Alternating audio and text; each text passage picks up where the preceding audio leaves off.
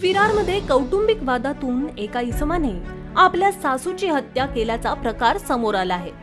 बुधवारी दुपारी 1च्या सुमारास ही घटना घडली।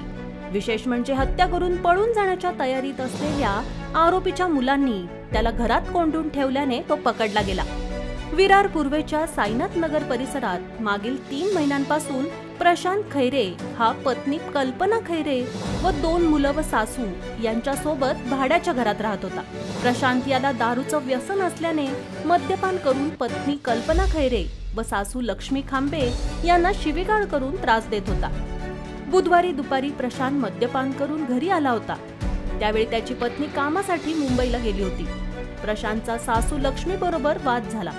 याच वादातून प्रशांत खैरे याने सासूचे हातपाय बांधून मानेवर व पोटावर धारदार शस्त्राने वार करून तिची हत्या केली। हत्या करून प्रशांत पळून जाण्याच्या तयारीत होता। घरात असलेल्या मुलांनी दरवाजाला कडी लावून प्रशांत याला आत डांबलं व आजूबाजूला आरडाओरडा करून नागरिकांना गोळा करून पोलिसांना या घटनेची माहिती दिली। विरार पोलिसांनी या आरोपीला अटक केली आहे।